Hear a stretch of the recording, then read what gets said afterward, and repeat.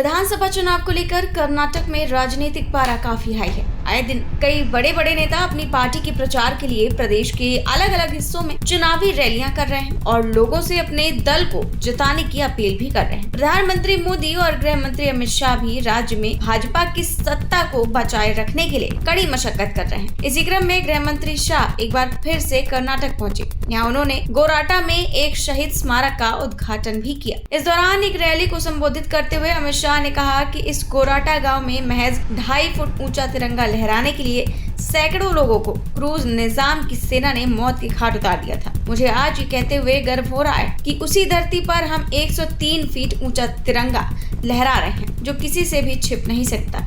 मेरे जैसे भावुक कार्यकर्ता के लिए आज का दिन मेरे जीवन का बहुत महत्वपूर्ण दिन है, क्योंकि यही गोरता गांव के अंदर सैकड़ों लोगों को क्रूर निजाम की सेना ने सिर्फ 2.5 फुट का तिरंगा फहराने के लिए मौत के घाट उतार दिया था। आज मैं गर्व के साथ कह रहा हूं, उसी भूमि पर कोई न छू पाए इतना बड़ा 103 फुट ऊंचा तिरंगा फहराने का काम आज यहां पर हुआ है। रैली में गृह मंत्री अमित शाह ने कांग्रेस पर भी जमकर सियासी हमला बोला। शाह ने कहा कि कांग्रेस ने ध्रुवीकरण की राजनीति और वोट बैंक के लालच में आजादी और हैदराबाद मुक्ति के लिए खुद को बलिदान करने वाले लोगों को भी याद नहीं किया। कांग्रेस की जो तुष्टीकरण की राजनीति रही, उसके कारण वोट बैंक की लालच में उन्होंने कभी भी आजादी के लिए, हैदराबाद मुक्ति के लिए जिन लोगों ने संग्राम किया, उनको याद नहीं किया। भगवान भला करे, सरदार पटेल की स्मृति का उनको अमर बनाए।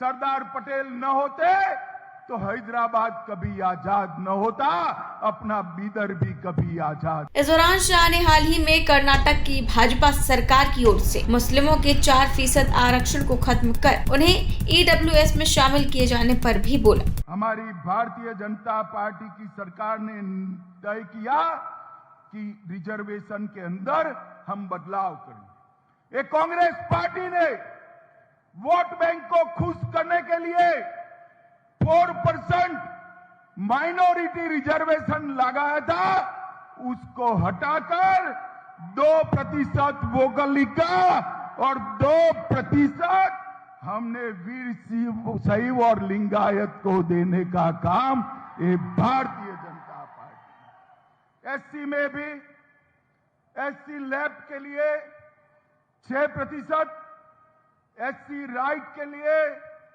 5.5%, एससी लंबानी, भोवी, कोरचा, कोरमा के लिए 4.5% और अन्य समुदायों के लिए 1% कर वहां पर भी अन्याय को दूर करने का काम ये भारतीय जनता पार्टी की सरकार ने किया है। मित्रों, ये जो माइनॉरिटी को आरक्षण दिया था ना, वो संविधान सम्मत नहीं था। संविधान के अंदर धर्म के आधार पर किसी को आरक्षण देने का कोई प्रोविजन नहीं है।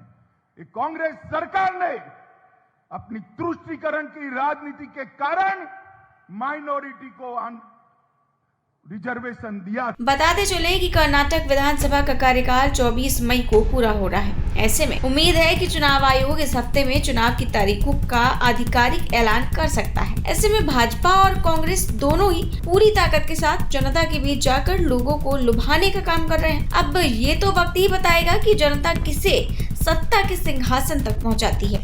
Bureau report 4 PM news network.